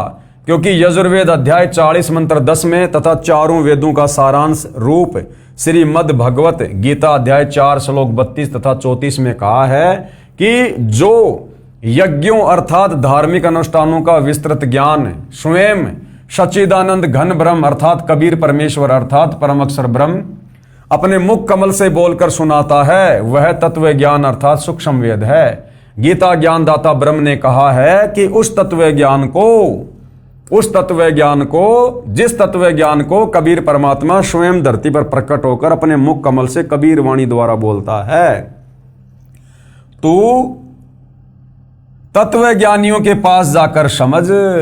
गीता ज्ञानदाता कहता है कि अर्जुन, वो ज्ञान मेरे पास भी नहीं है, वो पूर्ण मोक्ष वाला ज्ञान, वो तत्व ज्ञान, वो मेरे पास में भी नहीं है। उस ज्ञान को, जिस ज्ञान को परमात्मा सतलोक से चलकर धरती पर प्रकट होकर अपने मुख कमल से बोलता है, चारों युगों में कबीर परमात्मा जी आते हैं। सतयुग में सतसुकृत ऋषि के नाम से इसी प्रकार से अपनी वाणी द्वारा ज्ञान बोलते हैं, तत्व ज्ञान का प्रचार करते हैं। त्रेता युग में मुनिंद्र ऋषि के नाम से, द्वापर में करुणामय ऋषि के नाम से और कलयुग में कबीर नाम से आए और अपने तत्व ज्ञान को अपनी कबीर वाणी द्वारा बोला, साधु संतों ने लिपिबद्ध किया। कह रहे उस ज्ञान को जो तत्व ज्ञान है उसको तू तत्व ज्ञानियों के पास जाकर समझ, यानी किसी तत्वदर्शी संत के पास जाकर समझ। तू तत्व ज्ञानियों के पास जाकर समझ, उनको दंडवत प्रणाम करने से, नम्रता पूर्वक प्रश्न करने से वे परमात्म तत्व को भली भांति जानने वाले तत्वदर्शी संत तुझे तत्व ज्ञान का उपदेश करेंगे। और वो तत्व ज्ञान भाई और बहनों वर्तमान में कितना सुलभ हो गया, क्योंकि ये भक्ति युग है। परमात्मा ने भंडार खोल दिया। ये पवित्र पुस्तक कृष्ण बड़ा या कबीर, इसमें वही तत्व ज्ञान आप भाई बहनों को बताया जा रहा है जो तत्व ज्ञान परमात्मा चारों युगों में आकर देते हैं। जो तत्व ज्ञान अब सतगुरु रामपाल जी के रूप में वही कबीर परमात्मा सर्व परमात्मा चाहने वाली आत्माओं को मुफ्त में, फ्री में, निःशुल्क दे रहे हैं। तुझे तत्व ज्ञान का उपदेश करेंगे। इससे सिद्ध हुआ कि तत्व ज्ञान ना वेदों में है। अगर वेदों में तत्व ज्ञान होता तो गीता जी में होता, क्योंकि गीता जी चारों वेदों का सार है। और गीता जी में तत्व ज्ञान होता तो गीता ज्ञानदाता के पास होता। लेकिन गीता ज्ञानदाता कह रहा भैया मेरे पास भी वो तत्व ज्ञान नहीं है, वो तो तत्वदर्शी संत के पास मिलेगा। तो आज इस पृथ्वी पर वो तत्व ज्ञान, वो मोक्ष का पूर्ण मार्ग केवल सतगुरु रामपाल जी के पास है। इससे सिद्ध हुआ कि तत्व ज्ञान ना तो वेदों में है और ना ही गीता में है। यदि होता तो एक अध्याय और बोल देता, कह देता कि तत्व ज्ञान उस अध्याय में पढ़ लो। संत गरीबदास जी ने मन के बहाने मानव शरीरधारी प्राणियों को समझाया है कि वह निर्गुण राशा अर्थात तत्व ज्ञान ना मिलने के कारण काल ब्रह्म की साधना करके आप जी करोड़ों जन्मों में राजा बने। कोटि जन्म तू राजा की न्या, मिटी न मन की आशा।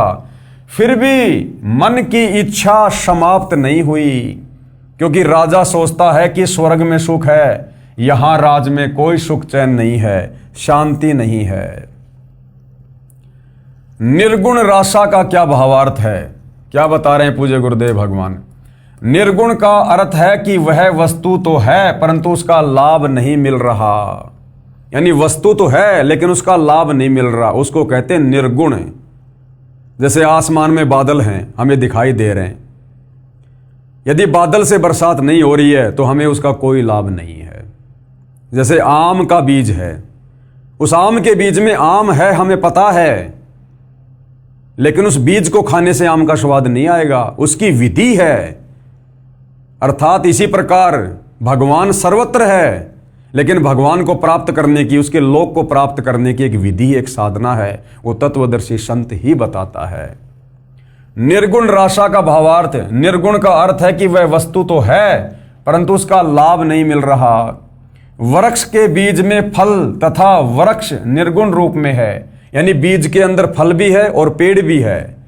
उस बीज को मिट्टी में बीज कर सिंचाई करके वह सरगुण वस्तु वृक्ष को फल प्राप्त की जाती है। ये ज्ञान ना होने से आम के फल व छाया से वंचित रह जाते हैं। राशा का मतलब होता झंझट अर्थात उलझा हुआ कार्य। सूक्ष्म वेद में परमेश्वर कबीर जी ने कहा है कि नो मन सूत उलझिया ऋषि रहे झकमार, सतगुरु ऐसा सुलझा दे उलझे न दूजी बार। 9 मन यानी 360 किलोग्राम, सूत यानी कच्चा धागा। कबीर 9 मन सूत उलझिया ऋषि रहे झकमार, सतगुरु ऐसा सुलझा दे उलझे न दूजी बार। इन हमारे ज्ञानहीन, तत्व ज्ञानहीन धर्म गुरुओं ने, वो चाहे किसी भी धर्म का है, इन्होंने भक्ति मार्ग को, इन शास्त्रों की उल्टी व्याख्या समाज को बता बता के इतना उलझा दिया, इतना उलझाल दिया जैसे 9 मन सूत। अब भाई और बहनों 1 किलो सूत अगर वो उलझ पुलझ हो जाए तो परमात्मा कहते हैं उसको सुलझाने में कारीगर को पूरा दिन लग जाता है। यानी भक्ति मार्ग को सदियों से इन्होंने तत्व ज्ञान के अभाव में इतना उलझा दिया समाज को शास्त्र विरुद्ध साधना पर लगाकर कि अब उसको सुलझाना मुश्किल हो रहा है। लेकिन वो सुलझाएगा कौन? सतगुरु। नौ मन सूत उलझिया ऋषि रहे जकमार। इस भक्ति मार्ग को इतना उलझा दिया कि ये हमारे धर्म गुरु सुलझाने में लगे हुए हैं, लेकिन ये सुलझा नहीं पा रहे। और सतगुरु ऐसा सुलझा दे, उलझे न दूजी बार। अब सतगुरु रामपाल जी ने अपने तत्व ज्ञान से इन धर्मशास्त्रों को खोल खोल कर ऐसा सुलझा दिया, ऐसा समझा दिया, इस कलयुग में परमात्मा चाहने वाली आत्माओं के लिए दोबारा नहीं उलझेगा। कबीर नौ मन सूत उलझिया ऋषि रहे जकमार। सतगुरु ऐसा सुलझा दे, उलझे न दूजी बार। क्या कह रहे हैं? परमेश्वर कबीर जी ने कहा है कि अध्यात्म ज्ञान रूपी नौ मन सूत उलझा हुआ है। 1 किलोग्राम उलझे हुए सूत को सीधा करने में 1 दिन से भी अधिक जुलाहों का समय लग जाता था। यदि सुलझाते समय धागा टूट जाता तो कपड़े में गांठ लग जाती। गांठ गठीले कपड़े को कोई मोल नहीं लेता था। इसलिए परमेश्वर कबीर जुलाहे ने, जो जुलाई की भूमिका कर रहे थे 650 साल पहले, जुलाहों का सटीक उदाहरण बताकर समझाया है कि अधिक उलझे हुए सूत को कोई नहीं सुलझाता था, उसको फेंक ही देते थे। अध्यात्म ज्ञान उसी 9 मन उलझे हुए सूत के समान है, जिसको सतगुरु अर्थात तत्वदर्शी संत ऐसा सुलझा देगा जो पुनः नहीं उलझेगा। अब सतगुरु रामपाल जी ने सुलझा दिया, धर्मशास्त्रों को खोल खोल के बता दिया कि समर्थ भगवान कौन है, शास्त्र अनुकूल साधना क्या है। आप और हमारे समझ में आ गया, तो अब आप और हम नहीं उलझ सकते, चाहे कोई कितनी अटबट क्यों ना करे। बिना सुलझे आध्यात्मिक ज्ञान के आधार से अर्थात लोकवेद के अनुसार साधना करके स्वर्ग नरक 84 लाख प्रकार के प्राणियों के जीवन, पृथ्वी पर किसी टुकड़े का राज्य, स्वर्ग का राज्य प्राप्त किया, फिर पुनः जन्म मरण के चक्कर में गिरकर कष्ट पर कष्ट उठाया, परंतु काल ब्रह्म की वेदों में वर्णित विधि अनुसार साधना करने से वह परम शांति तथा सनातन परम धाम प्राप्त नहीं हुआ, जो गीता अध्याय 18 श्लोक 62 में कहा है। और न ही परमेश्वर का वह परम पद प्राप्त हुआ जहां जाने के पश्चात साधक लौटकर संसार में कभी नहीं आते, जो गीता अध्याय 15 श्लोक 4 में कहा है। काल ब्रह्म की साधना से निम्न लाभ होता है। क्या होता है? वाणी संख्या 3। इंद्र कुबेर ईश की पदवी, ब्रह्मा वरुण धर्मराया, और विष्णुनाथ के पुर को जाकर बहुर अपूठा आया। यानी हमने मनुष्य जन्म में घोर साधना की, उस साधना के प्रतिफल में हम ऊपर के लोकों में चले गए, ब्रह्मा विष्णु महेश के हमने पद प्राप्त किए। लेकिन जैसे हमारी भक्ति कमाई नष्ट हुई, हमें वहां से धक्के दे दिया गया, हम पुनः वापस जन्म मरण में आए, लख 84 योनियों में गए, किंतु हमें वो मोक्ष मार्ग नहीं मिला। वो मोक्ष मार्ग मिलता है तत्वदर्शी संत की शरण में आने के बाद, जो आज हमें मिला है। सरलार्थ, काल ब्रह्म की साधना करके साधक इंद्र का पद भी प्राप्त करता है। इंद्र स्वर्ग के राजा का पद है। इसको देवराज अर्थात देवताओं का राजा तथा सुरपति भी कहते हैं। ये सिंचाई विभाग अर्थात वर्षा मंत्रालय भी अपने अधीन रखता है। अब यहां पर गुरुदेव भगवान कह रहे हैं कि मन में एक प्रश्न खड़ा होगा कि इंद्र की जो पदवी है वो कैसे प्राप्त होती है, इंद्र की पोस्ट आत्मा को कैसे प्राप्त होती है। तो क्या कह रहे हैं गुरुदेव? उत्तर, अधिक तप करने से या 100 मण 4000 किलोग्राम गाय या भैंस के घी का प्रयोग करके धर्म यज्ञ करने से एक धर्म यज्ञ संपन्न होती है। 100 मण देसी घी लगाकर जो यज्ञ की जाती है, अब जिसमें 100 मण देसी घी लगेगा, उसमें बाकी सामान आटा, मैदा, चीनी, ये और कितना सामान लगेगा। 100 मण देसी घी यानी 4000 किलोग्राम देसी घी से जो यज्ञ की जाती है, एक यज्ञ ऐसी 100 यज्ञ करनी पड़ती है, और एक भी यज्ञ खंडित नहीं होनी चाहिए। अगर आपने ऐसी 99 यज्ञ पूरी कर ली, इतना धन, इतनी सावधानी आपने बरती, और 100वीं यज्ञ यदि आपकी खंडित हो गई, कोई नियम मर्यादा में चूक हो गई, तो आपकी सारी यज्ञ खंडित मानी जाएगी और आपने फिर से इंद्र की वो पदवी प्राप्त करने के लिए नए तरीके से 1 नंबर से आपने फिर से यज्ञ शुरू करना पड़ेगा। तब कहीं जाकर 100 यज्ञ संपूर्ण होने पर इंद्र की पोस्ट मिलती है। अधिक तप करने से या 100 मण यानी 4000 किलोग्राम गाय भैंस के घी का प्रयोग करके धर्म यज्ञ करने से एक धर्म यज्ञ संपन्न होती है। ऐसी 100 धर्म यज्ञ निर्विघ्न करने से इंद्र की पदवी साधक प्राप्त करता है। तप या यज्ञ के दौरान यज्ञ या तप की मर्यादा भंग हो जाती है तो नए सिरे से यज्ञ तथा तप करना पड़ता है। सफल होने पर ही इंद्र की पदवी प्राप्त होती है। इस प्रकार इंद्र की पदवी प्राप्त होती है। अब सोचो भाई और बहनों, सोचिए यदि हमें ये परमपिता परमेश्वर ना मिलते, गुरुदेव भगवान, और यदि हमें ये वास्तविक शास्त्र अनुकूल भक्ति ना देते, हम भला कैसे यहां से बाहर निकल सकते थे, कैसे हमारा मोक्ष हो सकता था। जब इस काल के लोक में और देवताओं के राजा इंद्र की पोस्ट प्राप्त करने के लिए इतनी कठिन साधना, ऐसा यज्ञ, और तब कहीं जाकर क्या मिलता है, इंद्र की पदवी, और इंद्र का पद भोगने के बाद फिर वो आत्मा गधा बनती है। तो सोचो भाई और बहनों, सतलोक जाने के लिए हमने क्या कुछ कुर्बानी देनी पड़ेगी। इस प्रकार की भक्ति करके तो हम लाख जन्म भी सतलोक नहीं जा सकते। इसलिए परमेश्वर ने आज हमें वो शास्त्र अनुकूल भक्ति मार्ग दिया है जिसमें थोड़ी सी भक्ति से यदि मर्यादा में रहकर की जाए, गुरु को परमात्मा मानकर, तो थोड़ी सी भक्ति से आप और हम ढेर सारे भक्ति के धनी बन जाते हैं।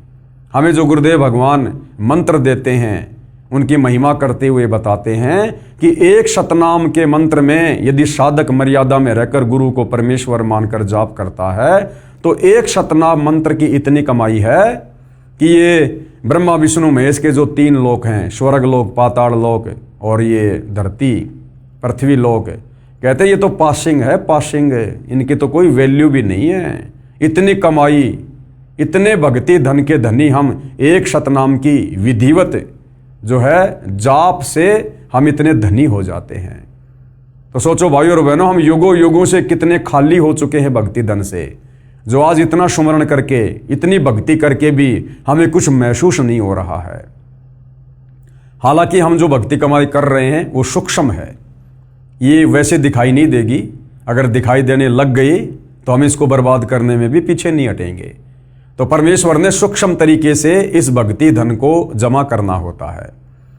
जिस प्रकार एक तो कोई व्यक्ति नोटों का थैला भरकर बैंक में जाता है पैसे जमा कराने, तो सबको पता होता है कि देखो इतने सारे नोट। और आजकल मोबाइल में क्या होता है, फोन पे, गूगल पे, पेटीएम, चाहे लाख रुपए डाल दो, पता ही नहीं चलता सेकंड में। तो इसी प्रकार से हम जो शास्त्र अनुकूल साधना गुरुदेव भगवान से लेकर कर रहे हैं, ये हमारी भक्ति कमाई हमें दिखाई नहीं दे रही, लेकिन ये सूक्ष्म रूप से जमा हो रही है उस भगत की जो भगत पूर्ण मर्यादा में रहकर गुरु को परमात्मा मानकर भक्ति कर रहा है। इस प्रकार इंद्र की पदवी प्राप्त होती है। फिर आगे एक सवाल मन में और उठेगा, इंद्र का शासनकाल ये कितना है? जैसे प्रधानमंत्री का शासनकाल है 5 साल, ऐसे ही देवताओं के राजा इंद्र का शासनकाल जो है वो कितने समय का है? और मृत्यु उपरांत इंद्र के पद को छोड़कर प्राणी किस योनि को प्राप्त करता है? तो क्या कह रहे हैं गुरुदेव भगवान? उत्तर, इंद्र स्वर्ग के राजा के पद पर 72 चौकड़ी अर्थात 72 चतुर्युग तक बना रहता है। 72 चतुर्युग तक वो राज्य करता है। अब एक चतुर्युग में सतयुग, त्रेतायुग, द्वापर तथा कलयुग का समय होता है, जो 17,28,000 प्लस 12,96,000 प्लस 86,400 वर्ष प्लस 43,20,000 वर्ष, यानी एक जो चतुर्युग होता है, सतयुग, त्रेता, द्वापर और ये कलयुग, इन चारों युगों को मिलाकर कहते हैं एक चतुर्युग। और चारों युगों का समय कितना होता है? 43,20,000 वर्ष। इस प्रकार 72 चतुर्युग तक जो देवताओं का राजा है इंद्र, वो अपना राज्य करता है। सतयुग, त्रेतायुग, द्वापर युग और कलयुग का समय अर्थात 43,20,000 वर्ष का समय एक चतुर्युग में होता है। ऐसे बने 72 चतुर्युग तक वह साधक इंद्र के पद पर स्वर्ग के राजा का सुख भोगता है। एक कल्प अर्थात ब्रह्मा जी के एक दिन में जो 1008 चतुर्युग का होता है, 14 आत्मा यानी 14 भगत इंद्र के पद पर रहकर अपना किया हुआ पुण्य कर्म भोगते हैं। यानी श्री ब्रह्मा जी का जो एक दिन है वो 1008 चतुर्युग का होता है। 1008 चतुर्युग का ब्रह्मा का केवल दिन होता है और इतनी रात्रि। तो भाई और बहनों, यहां पर क्या कहा जा रहा है कि ब्रह्मा जी के एक दिन में 14 जीव इंद्र के पद पर रहकर, यानी इतना लंबा शासन काल पूरा करके और मृत्यु को प्राप्त हो जाते हैं। तो सोचो ब्रह्मा जी की कितनी उम्र होगी, और ब्रह्मा जी से 7 गुना ज्यादा विष्णु जी की, और विष्णु जी से 7 गुना ज्यादा शंकर जी का जीवन है। उसके बाद भी भाई और बहनों इनकी जन्म और मृत्यु होती है, और असंख्यों बार हो चुकी है, असंख्यों बार। और जब ऐसे ऐसे 70,000 शिव जी मर जाते हैं, उसके बाद एक ब्रह्मांड में रहने वाला ये सदाशिव, ये काल मरता है। और जब ये काल मरता है तो अक्षर पुरुष का एक युग होता है, और ऐसे ऐसे 1000 युग का दिन और 1000 युग की रात्रि अक्षर पुरुष की है। ऐसे ऐसे 30 दिन का एक महीना, 12 महीने का एक साल, और ऐसे ऐसे 100 साल की उम्र अक्षर पुरुष की।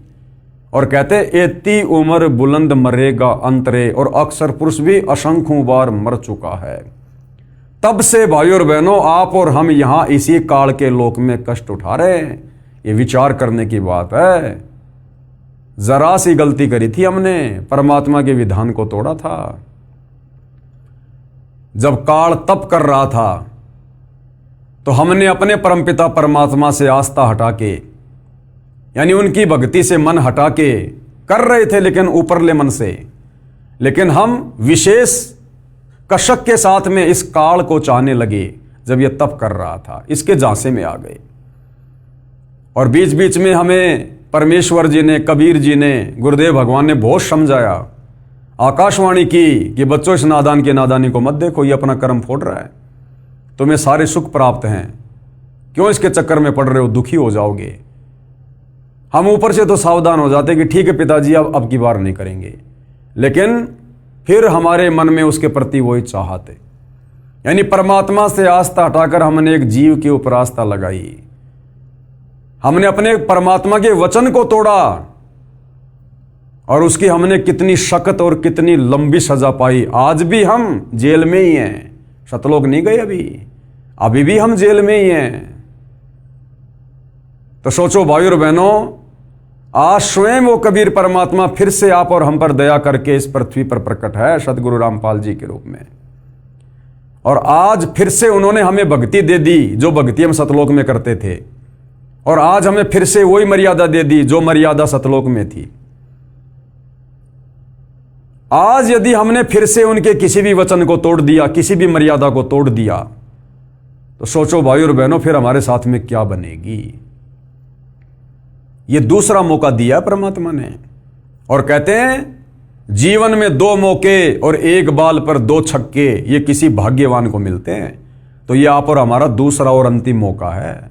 अगर ये मौका चूक गए तो सोचो फिर हम और कितने लंबे समय के लिए यहां पर जन्म और मरण का कष्ट भोगेंगे। तो ये विचारणीय विषय है भाई और बहनों। और इंद्र के उस पद को भोगकर वो प्राणी गधे का जीवन प्राप्त करता है। यानी इंद्र का पद भोगकर फिर वो आत्मा क्या बनता है, 184 योनि में सीधा गधे की योनि प्राप्त करता है। तो भाड़ में जाए ऐसा सुख जिस सुख को भोगने के बाद गधा बनना पड़े। वो 72 चतुर्युगी इंद्र का सुख एक गधे के जीवन में काल निकाल देता है। अब भाई और बहनों, इस संवाद को, इस सत्य कथा को जो अभी अभी आपको सतगुरु रामपाल जी ने मौखिक बताई कि देवताओं के राजा इंद्र का पद प्राप्त करने के लिए साधक को कितना कठिन तप करना पड़ता है, या फिर 100 मण देसी घी की 100 यज्ञ करनी पड़ती हैं, तब जाकर इंद्र की पोस्ट मिलती है। और इंद्र की पोस्ट प्राप्त करके वो 72 चतुर्युगी, यानी इतने समय वो वहाँ पर शासनकाल करता है 72 चतुर्युग तक। और जब उसका शासनकाल समाप्त हो जाता है उसके बाद वो सीधा लक 84 योनि में गधे की योनि से अपना नया जीवन शुरू करता है। अब ये सत्य कथा है, अमर कथा है। मामला चल रहा है जनता की अदालत में, और अदालत में कोई भी बात जो होती है वो परमाणु के साथ में रखी जाती है, सबूतों के साथ में। तो अब कबीर जी के वकील सतगुरु रामपाल जी कबीर जी को समर्थ परमात्मा साबित करते हुए, उनकी भक्ति को सर्वश्रेष्ठ भक्ति साबित करते हुए, और श्री कृष्ण जी अर्थात विष्णु जी की भक्ति को शास्त्र विरुद्ध साधना घोषित करते हुए जनता की अदालत में, जनता के सामने अब जो प्रमाण पेश करेंगे वो है हमारे हिंदू धर्म का शास्त्र मार्कंडे पुराण। ये कथा जो कि त्यों मार्कंडे पुराण में लिखी हुई है, जो हिंदू धर्म को शिरोधार्य है। उसके बाद हमने मानना पड़ेगा कि इस काल के लोक में हम किस प्रकार से इंद्र की पदवी प्राप्त करके भी, ब्रह्मा विष्णु महेश की पदवी प्राप्त करके भी, आज तो हम ये सोच रहे हैं यदि हम श्री ब्रह्मा विष्णु महेश की भक्ति कर लेंगे तो हमारी मुक्ति हो जाएगी, मोक्ष हो जाएगा। और गुरुदेव भगवान साबित करेंगे कि इंद्र की पोस्ट प्राप्त करके भी, देव पद प्राप्त करके भी इस काल के विधान अनुसार हम फिर वापस लक 84 योनि में जाते हैं, गधे कुत्ते सुअर बनते हैं, कर्म भोगते हैं। अर्थात 21 ब्रह्मांड में चारों वेदों और गीता जी के अनुसार साधना करके आप और हम मोक्ष प्राप्त नहीं कर सकते जब तक हमें तत्वदर्शी संत नहीं मिलेगा, जब तक हमें वो शास्त्र अनुकूल सत साधना नहीं मिलेगी, जब तक हमें गीता अध्याय 17 श्लोक 23 वाला वो अमर मंत्र ओम तत्सत नहीं मिलेगा, तब तक हम काल के कष्टों से मुक्त नहीं हो सकते, परम शांति को प्राप्त नहीं कर सकते, हम सतलोक नहीं जा सकते। तो ये सारा मामला जनता की अदालत में विचाराधीन है। एक तरफ श्री कृष्ण जी के वकील हिंदू धर्मगुरु खड़े हैं, दूसरी तरफ कबीर जी के वकील सतगुरु रामपाल जी खड़े हैं, और सतगुरु रामपाल जी धर्मशास्त्रों को आधार बनाकर जनता के सामने सारे प्रमाण कि कबीर बड़ा या कृष्ण, कबीर की भक्ति सर्वश्रेष्ठ या कृष्ण की, कबीर की भक्ति शास्त्र अनुकूल या कृष्ण की भक्ति शास्त्र विरुद्ध, इस बात को प्रमाणित कर रहे हैं, ताकि सदियों से भक्ति और भगवान के नाम पर भ्रमित भगत समाज अपनी आंखों से अपने ही धर्मशास्त्रों में छुपी सच्चाई को देखकर तत्वदर्शी संत सतगुरु रामपाल जी से उपदेश लेकर अपनी आत्मा का कल्याण करवाए।